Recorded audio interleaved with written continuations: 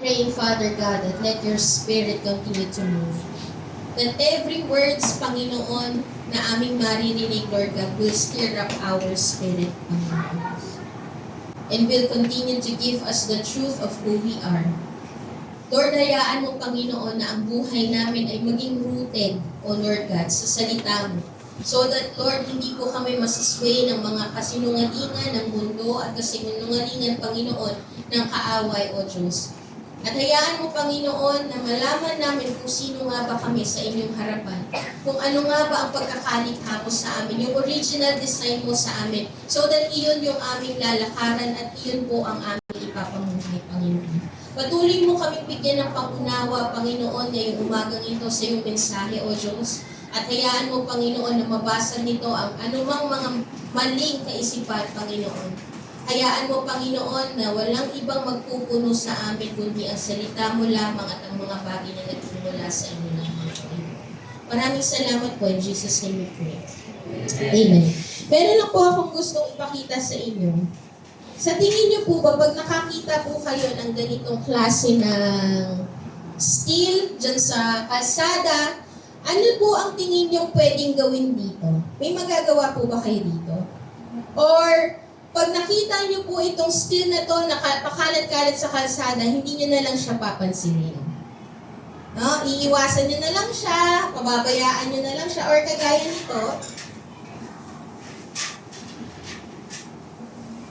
Sa tingin niyo po ba, may lalabas pa po bang art dito? May lalabas pa po ba kayang magandang design dito pag nakita niyo to? Tingin niyo po. Meron pa. But you know, sa ibang tao, pag nakita po itong klaseng mga to, itong steel na to, napakalat-kalat, na madumi, na parang wala nang saysay, hindi na siya, parang sa ibang tao, wala na siyang paggagamitan. Parang wala na, minsan iisipin mo, useless na yung bagay na to. Tama po ba? Parang kagaya niyan, pagka nakita mong pakalat-kalat lang yan, pwedeng daan-daanan mo lang yan kasi makikita mo na parang useless na lang siya. Pero alam niyo po ba, meron po akong isang tito na ang tindi po ng utak niya when it comes to art. Sobrang tindi ng utak niya, na ito pong steel na to, pag nakita po niya to, kaya po niya tong gawan ng isang magandang design. At pag nagawa po niya yon, pag nakita niya to at nahawakan niya to, magagawa niya ito na isang magandang design, kaya niyang ibenta ng mahal. Ganoon po yung tito ko. Tito Mading ko po ang tawag po namin doon. So, depende po sa tumitingin at humahawa. Pagka ang isang artist ang tumingin sa ganitong klase ng skill, kaya po niyang ayusin and he can turn it into art and he can turn it into a valuable thing. No? May papakita lang po akong picture sa inyo. Ito po yung ginagawa kasi nagda-landscape po ang Tito Mading ko po. So, may mga project na rin po siyang nagawan kay Ejercito. Yun. Mahusay na landscaper po itong tito ko. Ang ginagawa po niya is meron siyang isang tema minsan na ang gusto niyang gawin, from junk, gagawin niyang art. Yan po yung isang tema na ginagawa niya sa isang landscape. So, may mga pinakita po siyang mga kinuha niya lang sa tabi-tabi na mga junk na wala nang parang kwenta na pagkakagaya nun, balik natin. Pagka ganito, pwedeng itapon mo na lang yan, madumi na, may crack na, itatapon mo na lang. Pero sa kanya, kaya po niya yung ibenta ng mahal. Meron lang po siyang gagawin na ibang bagay para ma-turn it into art. Sige po, yung next slide. Ayan. Tapos mabebenta na po niya yan. Pagka humawak po siya ng isang bagay, kahit junk yan sa mata ng iba, pag siya yung humawak at na-landscape niya yan sa isang magandang lugar, kaya na po niya yan ibenta ng mahal. Ganon po yung utak ng tito ko, ganon po yung kamay ng tito ko when it comes to art. Next slide po. Sira-sira, yung steel na nasa baba, junk na lang din po yan. Pero yung sa next slide po, kung titignan mo, kaya po niyang maging magandang design yan na landscape sa labas. Pagka siya po talaga yung humawak, makikita mo, nakakaiba talaga siya mag-design. Iba ang utak niya. Artist talaga siya. He can make a junk into a masterpiece. Okay? Next slide. Yan. Mga steel lang po yan na nakikita lang po niya sa mga junk shop. Kung titignan, yung mga steel na yan, mapebenta mo per kilo, 2 lang, 3 lang. Pero siya po, kapag hinawakan niya yon, ayan, mahal po yan. Kaya niyang ibenta yan ng mahal. Libo na po yan. So, ganoon po katindi ang mata ng isang artist. Mata talaga, tamang-tama sa mata ko. Ganoon katindi ang mata ng isang artist. Ganoon katindi ang isang artist kapag sila ang humawa. Yung mga junk, kaya po nilang gawing masterpiece. Kapag hindi ka po artist, yung mga sirang gamit, tinatapon mo na lang. Pero ang mga artist, may nakikita po silang treasure at ganda sa isang bagay na mukhang mata po. No? Depende sa tumitingin, depende sa umahawa. It depends whose eyes behold it. And it depends whose hand touches it. Sa isang artist, yung mga walang halaga, unlock po tayo, medyo i-build lang po natin itong message ng Panginoon sa idea about artwork and about masterpiece. Sa isang artist po, yung mga walang halaga, nagkakahalaga. Okay? Yung mga mukhang messy, nagiging masterpiece. Amen? Gusto ko lang pong i-establish na yung difference between artwork and masterpiece. Pag sinabi po nating artwork, ito po ay likhang sining. Okay? Yung artwork po, ito po ay yung any kind of thing na na-create mo. Artwork na ang tawag doon. Okay? You are creating any form that expresses emotion and idea. For example, painting, diba? Galing yan sa raw material, yung painting. Tapos, ginamit mo at mag-create ka ng isang magandang itsura o isang magandang larawan na nag-e-express ng emotion, ng idea. Sculpture. Yung nakikita natin mga, Tagalog ng sculpture? Yung mga hinugis, hinulma. Yung mga batong hinulma. Okay? Mga sculpture, mga photography. Yan. Mahusay na photographer natin si Volz, tsaka si Alex. Okay? Yung mga music, kagaya ni na Beethoven, di ba? Iyon yung mga gumagawa ng isang artwork when it comes to music industry. So, marami pong pwedeng mga tao na gumawa ng artwork, pero bibihira ang may kakayanang gumawa ng masterpiece. Everyone can do artwork. Mag-drawing ka lang, masasabi mo ng artwork yon. Pero bibihira po ang mabigyan ng pagkakataon na maging masterpiece yung artwork nila. Okay? Pag sinabi kasi nating masterpiece, exceptional yun. Exceptional work, ibig sabihin excellent, nag-i-stand out sa lahat ng artwork. Napakahusay ng pagkakalikha, the best and important work ng isang artist. Having a high-level standard when it comes to creating an art, that is masterpiece. Anyone can do an artwork, but not everyone can make a masterpiece. Okay? A work done with extraordinary skill, yun daw po yung masterpiece. Yung ginagawa ng merong extraordinary na kakayanan at talent when it comes to art. A person's greatest piece of work, yung the best. Yung importante yung nag-i-stand out, yung excellent. Nagiging masterpiece po ang isang artwork dahil masterly skill ang gumagawa ng artwork. Okay?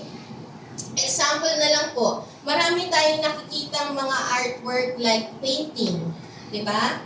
Sa mga restaurant, nakakakita tayo ng mga paintings. Tama po ba? Yung mga paintings na yun, tawag po doon artwork. Pero ito po ay masterpiece. Pakita natin yung picture. Ayan, si Mona Lisa. Si Mona Lisa po is hindi lang po siya basta artwork or painting, pero masterpiece po siya kasi nag-stand out po siya sa lahat ng painting. Sobrang ganda po ng detalye ng pagkakagawa kay Mona Lisa. Okay? Sobrang ganda, exceptional, nag-i-stand out. Yung La Pieta, pakita natin yung sculpture ni Michelangelo. Okay? Iyan po yung magagandang mga art. Makakakita po tayo nung pagka nag-ukit ka ng bato, pwedeng sabihin mong artwork na siya, pero ito pong La Pieta is a masterpiece. Kakaiba siya. Okay? Beethoven Ninth Symphony. Iyan yung parang pinakamahirap na gawin ng isang musikero. Napakaganda ng pagkakaareglo. Okay? Sa lahat ng mga nag-areglo ng isang musika, ang Beethoven po ang nag-stand out. Okay? So, this artwork becomes a masterpiece, not on their own. Ito pong mga artwork na pinakita natin, hindi po nila kayang maging masterpiece dahil lang sa sarili nila. But, meron pong kamay ng isang greatest artist, kaya naging masterpiece itong mga bagay na ito. Kaya nag-stand out. Merong isang greatest artist that works exceptionally for that art to become a masterpiece. Okay? Kagaya ng sinabi ko po sa inyo kanina, any artist can make an artwork, but not all the artists can make a masterpiece. The only one who can make a masterpiece are those who are well-skilled.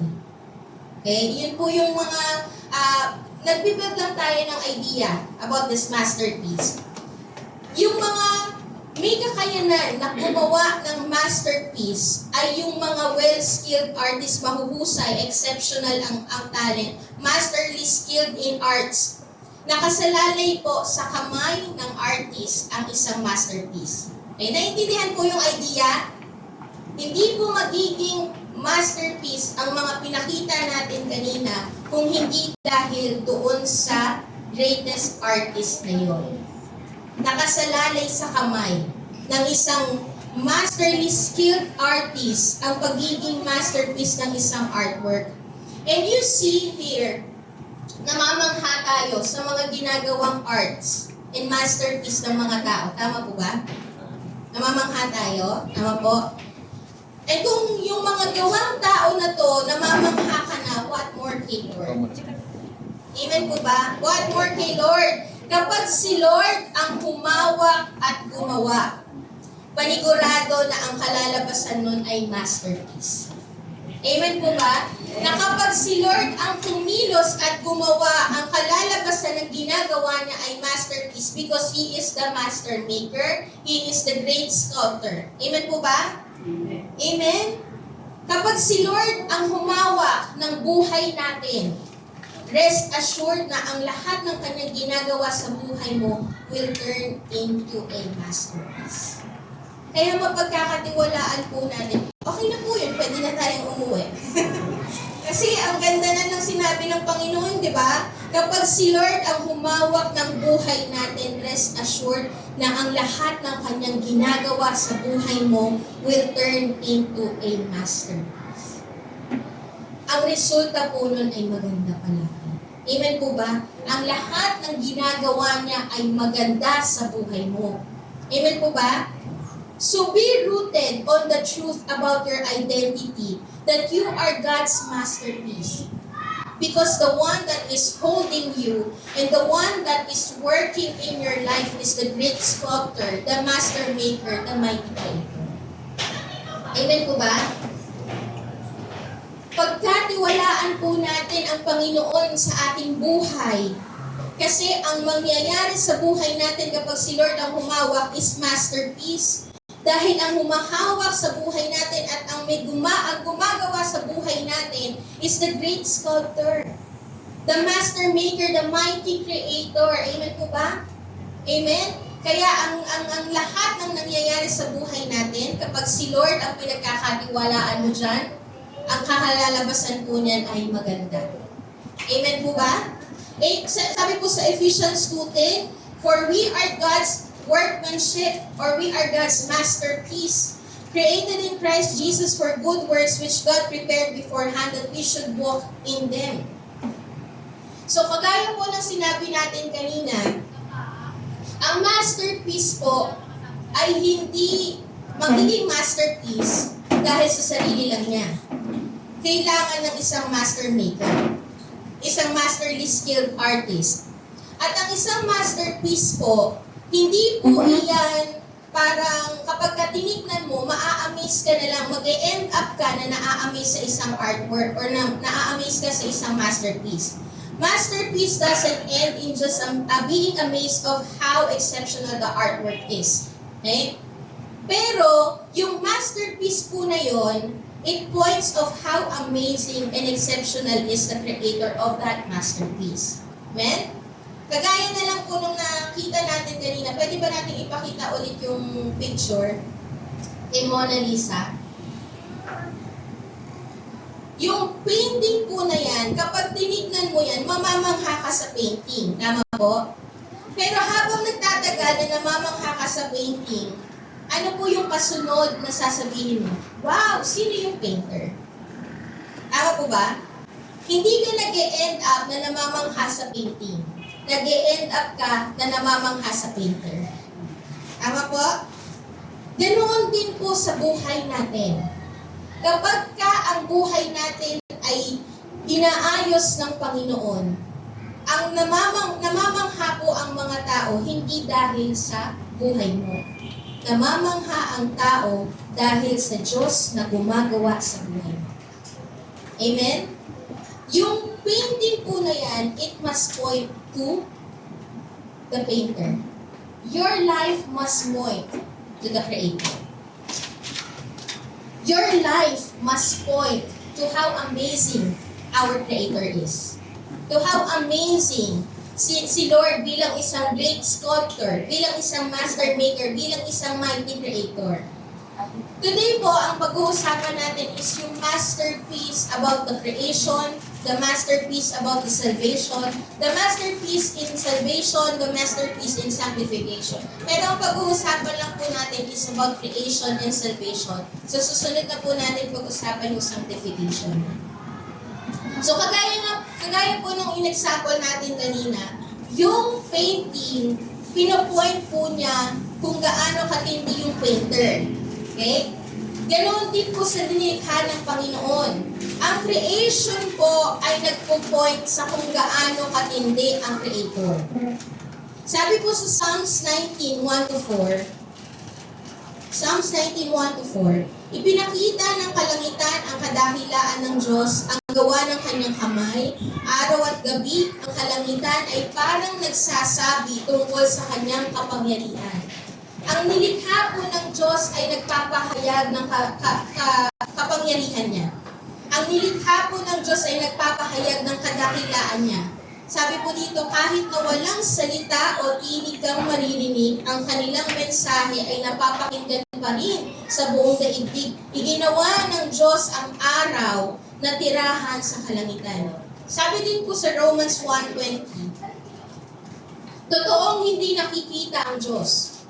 Pero mula pa nang likhain niya ang mundo, ang kanyang walang hanggang kapangyarihan at pagka-Diyos ay naipapahayag sa mga bagay na ginagawa niya. Kaya wala silang maidadahilan. Wala daw po tayong maidadahilan na hindi natin kilala ang Diyos.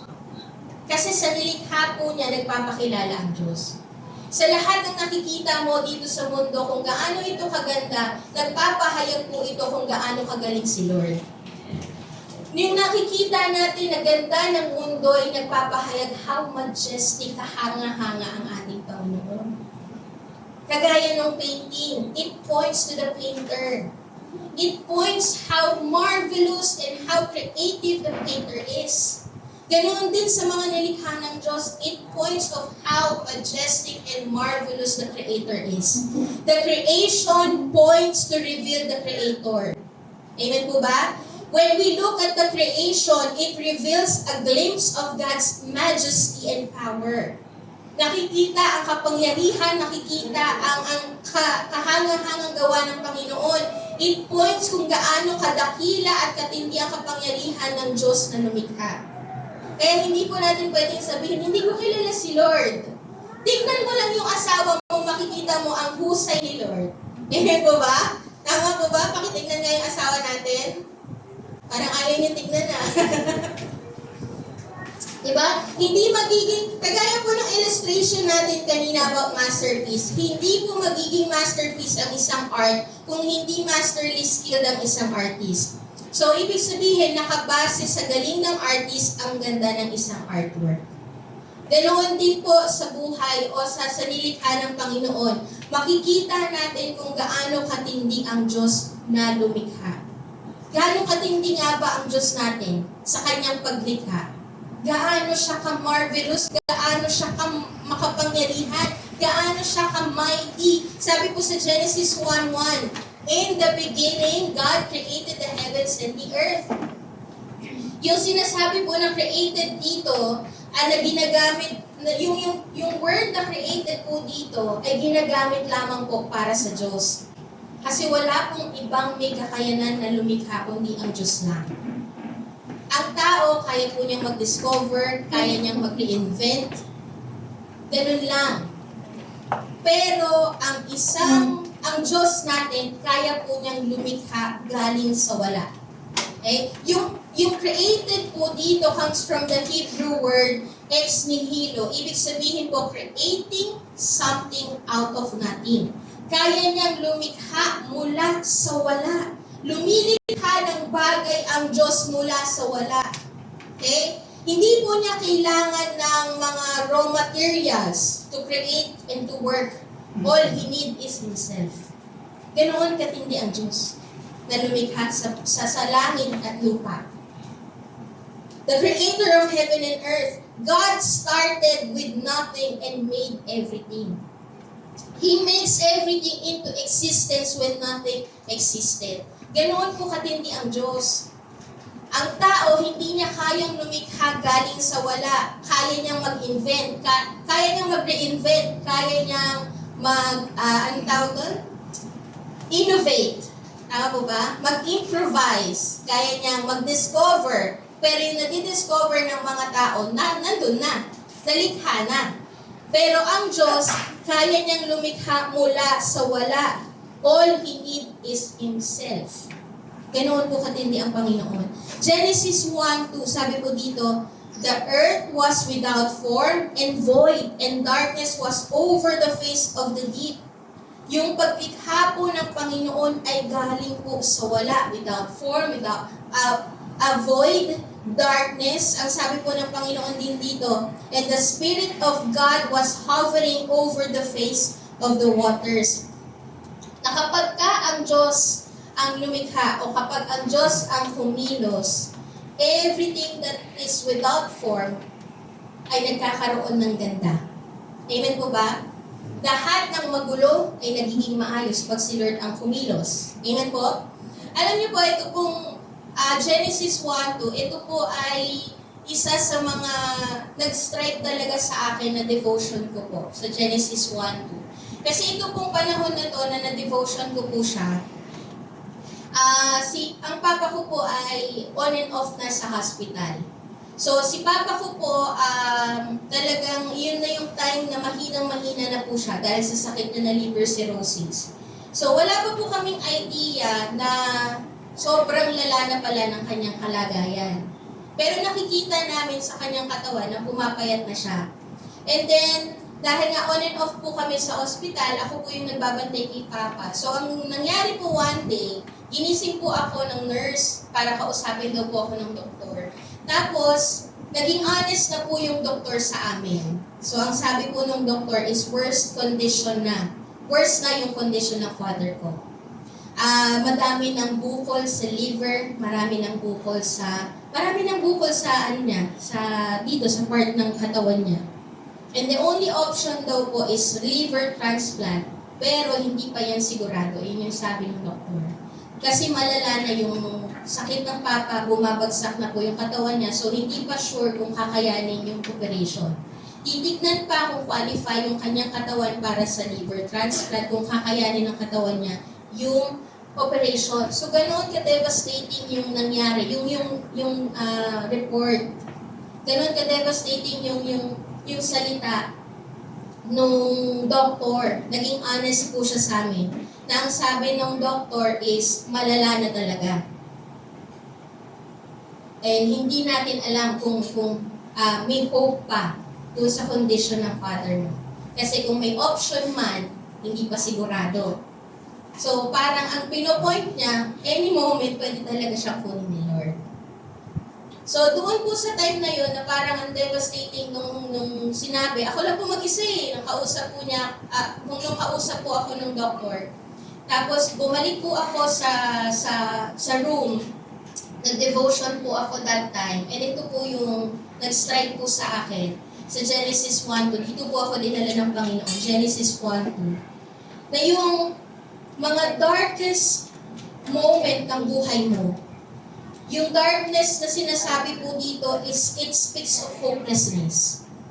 No? Yung darkness na sinasabi dito ay yung mga darkest moment mo na pinagdadaanan na parang walang pag-asa. So, yung nung binasa ko po ito, ang pinaka sinabi po ng Panginoon dito, kapag si Lord ang kumilos, yung hopelessness mo ay nagkakaroon ng hope. Na kapag si Lord yung kumilos, yung mga bagay na hindi magandang nangyayari sa buhay mo, kapag si Lord yung kumilos, nagkakaroon ng pag-asa. Nagkakaroon ng ganda. So, it doesn't mean that you are going through darkness, the Holy Spirit ay hindi na kumikilos. Kung mayroong darkness sa buhay mo, kung mayroong void sa buhay mo, kung parang feeling mo formless yung nangyayari sa buhay mo, parang ang gulo ng nangyayari sa pamilya mo, ang gulo ng nangyayari sa buhay mo, walang pag-asa na nangyayari sa buhay mo, it doesn't mean na hindi kumikilos ang Panginoon. But when He moves, kapag si Lord ang kumilos, yung sira ay kaya niyang ayusin. Amen po ba? Amen. Yung walang form ay kaya niyang pagandahin. Ganoon po kumilos ang Panginoon. Ganoon ka-mighty ang Diyos. Kapag ang Panginoon ang kumilos, walang kahit anumang magulong bagay ang hindi niya kayang ayusin.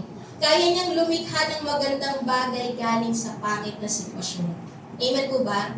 Nung time po na na-devotion ko po ito, talagang nakita ko yung pagkilos ng Panginoon sa buhay namin. Even though devastating yung nangyayari sa labas, but the Lord still gives hope and peace in my heart. Nung time po na binahagi po ito ng Panginoon sa buhay ko. Kapag si Lord ang kumilos, yung mga maiingay na nangyayari, mga maiingay na report na sinasabi ng mga tao, kaya po niyang pakalmahin mo. Amen po ba? Kapag si Lord, that's how masterly skilled ang Diyos natin. Everything that He created is a masterpiece. Everything that He created points on how marvelous He is, how mighty is His acts.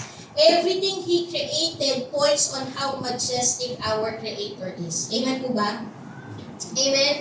Namamangha po ba tayo sa pagkilos ng Panginoon?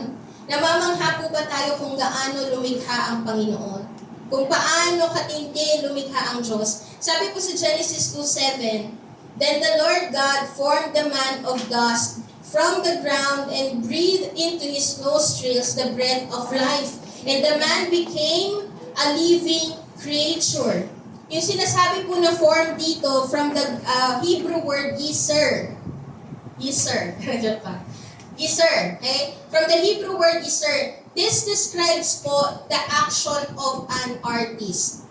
Yung action ng isang lumilikha. Okay?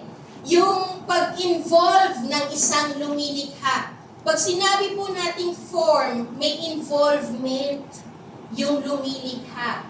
May pagkilos yung lumilikha. Sabi po sa Ephesians 2:10, yung ibang version po doon is handiwork.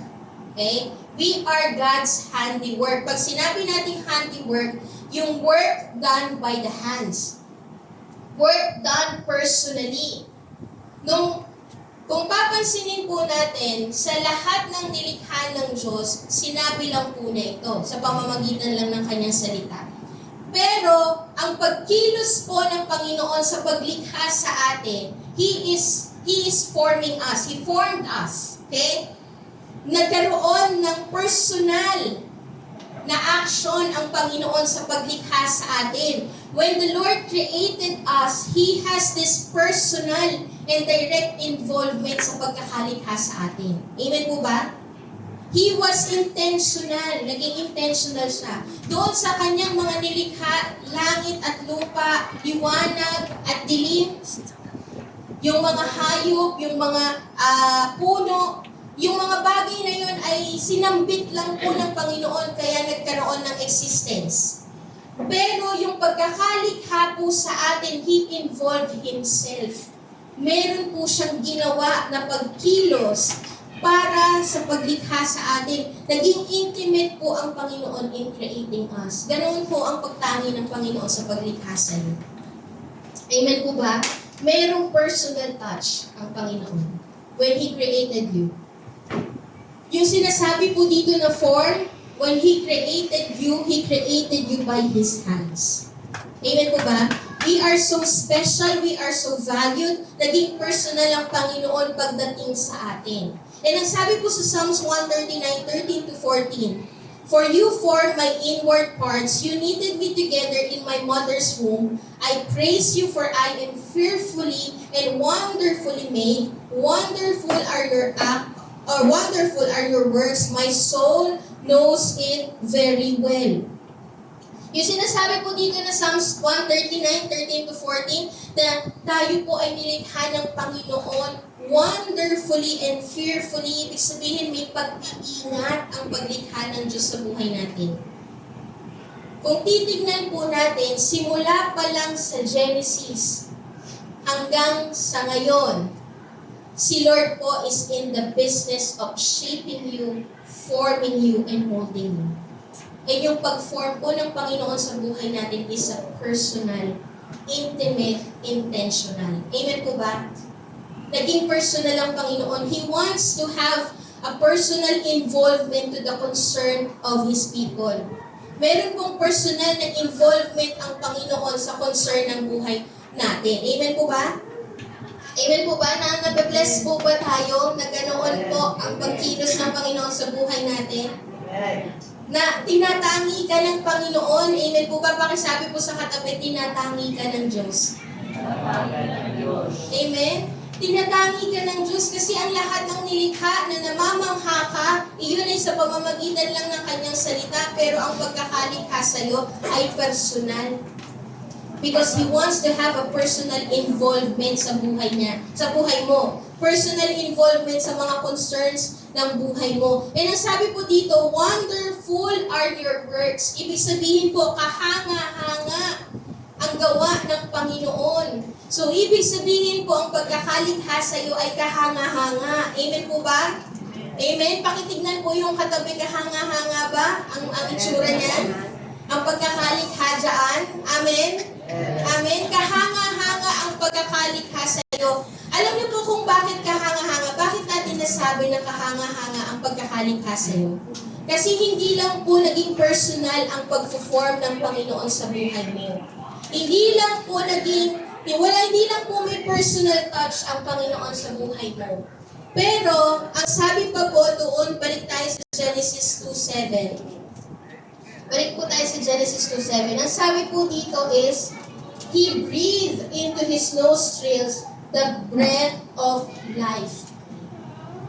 Kaya ka naging kahanga-hanga kasi hiningahan ka ng Panginoon. At alam niyo po ba yung paghinga ng Panginoon doon ay buhay? Ibig sabihin po kaya kahanga-hanga at tinatangi ang paglikha sa iyo. Natatangi ang paglikha sa iyo, kahanga-hanga ang paglikha sa iyo kasi yung part ng Panginoon ay sinalin sa buhay mo. He impart Himself. He impart Himself sa buhay mo. He transfer His communicable nature. Transfer ng Panginoon yung nature niya sa buhay mo. Kaya nakikita si Lord sa iyo. Amen po ba? Kaya ang mga tao ang nagre-represent ng image ni Lord because of this breath of life that He breathed on you. Ganoon ka hanga-hanga at katangi-tangi ang paglikha sa iyo. Not because dahil maganda ang paglikha sa iyo, but because of the breath of life that the Lord breathed in you. Yung breath of life na yun is yung yung nagbibigay ng halaga sa buhay mo.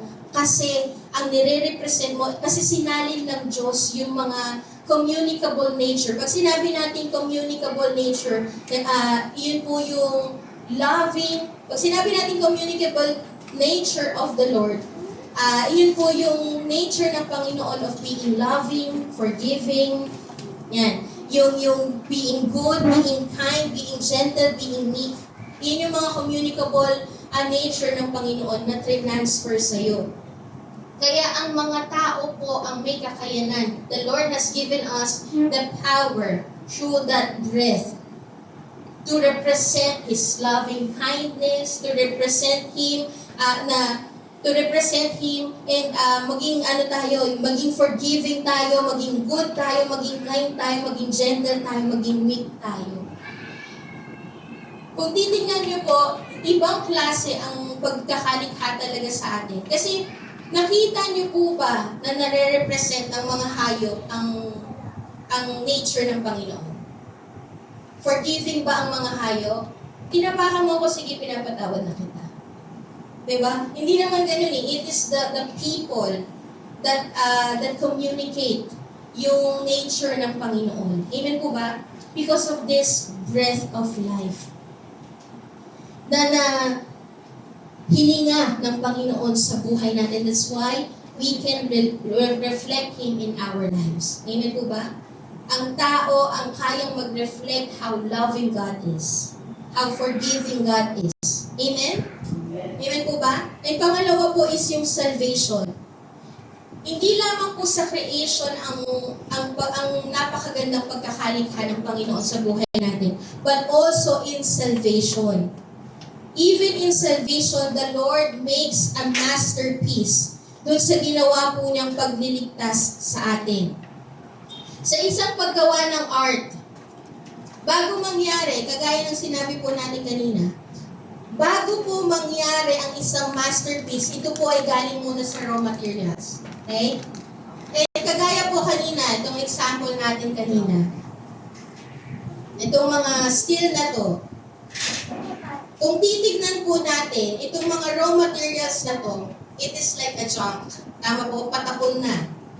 Tama po ba? Patapon na siya. Na-attract po ba kayo dito?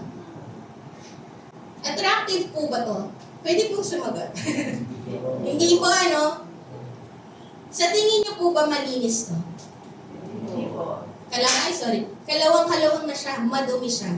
So kung titignan niyo po, bago tayo makapag-create ng isang napakagandang, o bago mag-create ng isang ang isang artist, okay?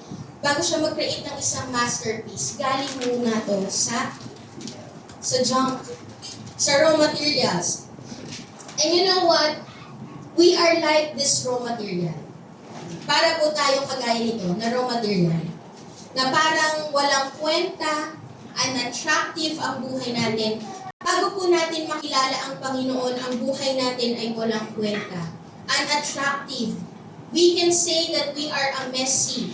We are a mess. We are like a messy material because of sin. Okay? Dahil po sa kasalanan, we become a mess. So unattractive ka, walang kwenta, our life is like a junk. Sabi po sa Ephesians 2:1-2. And you were dead in the trespasses and sins in which you once walked, following the course of this world, following the prince of the power of the air, the spirit that is now at work in the sons of disobedience. Kung titingnan po natin, ang sabi po dito sa Ephesians 2, ang buhay po natin bago makilala ang Panginoon ay patay. It is like a junk, walang kwenta. We live in disobedience. Unattractive ang ating buhay. Nung hindi pa natin kinatanggap ang Panginoong Jesus. Kasi kapag si Satan ang may influence sa buhay natin, sabi po dito, ang ating sinusunod is the prince of the power of the air. Yung sinasabi po na prince of the power of the air dito is si Satan. Bago po natin makilala ang Panginoon, bago tayo maligtas ng Diyos, ang buhay natin ay nakasunod at may influence ni Satan. At kapag si Satan ang may influence sa buhay natin, your life will be messy. your life is a mess. Kapag si Satan ang nag-i-influence sa atin, kapag involve ang kasalanan, gumugulo ang buhay.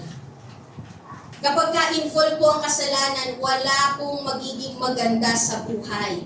Amen po ba? Ang kasalanan ang gumugulo sa buhay, ang kasalanan ang nagsisira ng buhay natin. Wala po kasi akong nakita na umayos ang buhay dahil patuloy na nagkakasala. Wala po akong nakita ang pamilya na naayos dahil nagloko ang tatay. O nagloko ang nanay. Kapag nagloko ang nanay at nagloko ang tatay, sira ang pamilya. Kapag hinayaan na makapasok ang kasalanan sa pamilya, nasisira ang pamilya. Kasalanan po ay gumugulo ng buhay. Kapag in-involve natin ang kasalanan, gumugulo ang buhay, nagiging messy tayo. Nagiging mess yung buhay natin. Sin destroys us. It makes our lives miserable. Sin makes us a mess. Magulo, walang kwenta, unattractive.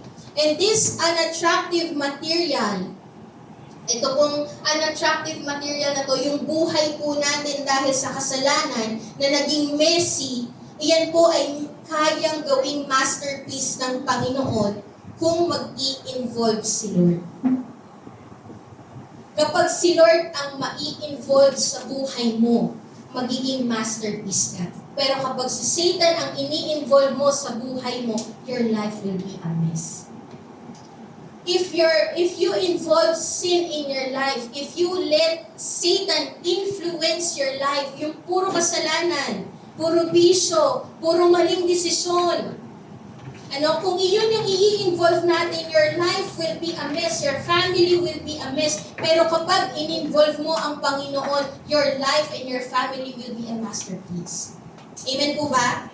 Sabi po sa Ephesians 2:8-10, "For by grace you have been saved through faith, and this is not your own doing. It is the gift of God, not a result of works, so that no one may boast. For we are His workmanship, created in Christ Jesus for good works, which God prepared beforehand that we should walk in them." Nagiging masterpiece. Kagaya ng illustration natin kanina, ang isang bagay ay nagiging magandang masterpiece hindi dahil sa bagay na to. Hindi dahil may kakayanan itong bagay na to na gawin niyang masterpiece ang sarili niya. Kundi dahil may nag-involve na great sculptor. Dahil may nag-involve na master maker. Kasi may nag-involve na isang mahusay na artist. Kaya naging masterpiece ang isang junk. Ganoon din po sa buhay natin. Nagiging masterpiece ang buhay natin not because of our work, but because of the work. Sabi po dito, created in Christ Jesus, si Lord ang gumagawa. It is because of the work of Jesus on the cross. Dahil po sa ginawa ng Panginoong Jesus sa krus ng Kalbaryo, kaya ang iyong buhay ay magiging isang masterpiece. Kaya magiging maayos, maganda ang buhay mo, hindi dahil sa ginagawa mo, kundi dahil sa ginawa ni Kristo sa krus ng Kalbaryo. Amen po ba? Just like this raw material, no, they cannot make themselves a masterpiece on their own. They need a master maker. You need a master maker. Kung gusto po nating maging maayos ang pamilya natin, kung gusto po nating maging maayos ang marriage natin, kung gusto nating maging maayos ang buhay natin, you need a master maker. You need the Lord. You need Jesus Christ. Ito po yung nakakamangha pa sa ginawa mo ng Panginoon sa Ephesians 1:7. He is so rich in kindness and grace that He purchased our freedom with the blood of His Son and forgave our sins. Ang sabi po dito, yung ginamit po ng Panginoon. Kagaya na lang sa mga paintings, di ba? Ano po yung mga kailangan gamitin doon sa paintings? Kailangan ng canvas, kailangan ng pintura, ng tinta, ng brush, di ba? Para maging maganda yung painting na yun. Maging masterpiece yung painting na yun. And ang ginamit po para maging masterpiece tayo is the blood of Jesus Christ. Sabi po dito, ano po sabi dito? With the blood of His Son. It is the blood of Jesus Christ that makes us a masterpiece. Yung blood ng Panginoon, yung dugo ni Kristo ang pinambayad para ang buhay mo ay maging isang magandang obra maestra. Amen po ba? Amen. Kung papansinin niyo po, ang mga painters, hindi ini-involve lang po nila yung sarili nila, part of their lives. Kamay lang nila yung ini-involve nila. Sa mga writer, ano yung in-involve po ng writer? Kamay lang para sumulat. Hindi po siya yung sumulat, tas siya yung gumanap. No? Pero ang Panginoon, siya na yung lumikha, siya na yung nag-orchestrate, in-involve pa niya yung sarili niya para isakripisyo ang kanyang buhay para maging masterpiece. Ganoon katindi po ang Panginoon when He says that you are a masterpiece. You are His handiwork. Hindi lang niya in-involve ang kanyang buhay, namatay pa siya para i-involve ang buhay niya sa kaligtasan mo. Nakikita po yung ganda ng ginawa po ng Panginoon. How marvelous the works of the Lord is. Kasi kung titignan natin, nung nagkasala po ang tao, pwede naman niyang tapusin na lang eh. Nagkasala ka, sige mamatay ka na, parusa na lang yan. Pwede naman niyang gawin yun eh, no? Pero simula Old Testament pa lang, in-orchestrate na po ng Panginoon ang pangyayari para sa gagawin niyang pagliligtas sa buhay natin. Kasi alam niyang masisira ang buhay natin sa kasalanan. At it is only Him that can make your life a masterpiece. Amen po ba? Siya yung master maker na in-involve niya yung kanyang sarili at sinakripisyo niya ang kanyang buhay para sa pagliligtas na gagawin niya sa buhay natin. Buhay niya ang kailangan niyang i-involve para maging masterpiece ka. Amen po ba? Buhay niya ang kanyang in-involve para maligtas ka. Ganoon katindi ang Panginoon. And I am praying that yung katotohanan na yun will lead you to really worship Him. Yung truth na yun will lead you to really serve Him. Yung truth na yun will lead you to really surrender your life to Him. Amen? Kasi ang Panginoong Jesus, mapagkakatiwalaan natin ang ating buhay sa Panginoong Jesus because He is the master maker. Amen po ba? For everything that He is doing is a masterpiece. Kung titignan niyo po, you are a mess. Bago po natin makilala ang Panginoon, you are a mess.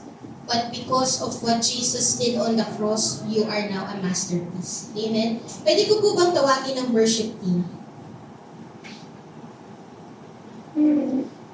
Pwede ko po bang tawagin ang worship team? Yung dating messy at walang kwenta, bago po natin makilala ang Panginoong Jesus, ang buhay natin, messy, walang kwenta. Pero dahil sa ginawa ni Kristo sa krus ng Kalbaryo, dahil sa ginawa niyang paglilinis sa pamamagitan ng kanyang dugo sa kasalanan natin, tayo ay naging masterpiece. Yung walang kwenta noon, nagkaroon ng magandang kwento. Amen po ba? Sino po dito yung may ginawang magandang kwento na ang Panginoon sa kanyang buhay? Yung magandang kwento na yun ay hindi dahil sa iyo. Yung magandang kwento na yun ay dahil sa master maker. Yung dating walang kwenta, nagkaroon ng magandang kwento. Ganoon po katindi ng milos ng Diyos. Yung buhay po natin na dating patapon, ngayon may halaga dahil sa dugo ni Kristo. Amen po ba? Kasi kapag si Lord po, listen to this po, kapag si Lord po ang kumilos, yung mga walang halaga nagkakahalaga. Amen po ba? Kagaya nung nangyayari sa isang artist, yung mga walang halaga nagkakahalaga. Yung mga mukhang messy, nagiging masterpiece. Yung katabi mo, dati parang walang pag-asa, pero dahil nakatagpo niya ang Panginoon, siya isang bagong nilalang niya. Amen po ba? Tingnan niyo nga po yung katabi niyo. May magandang kwento na ginagawa ang Panginoon sa buhay niya. Amen po ba? Kasi walang kahit na sino mang marumi ang hindi kayang linisin ng Diyos. Walang kahit na sino mang magulo ang buhay ang hindi kayang ayusin ng Diyos.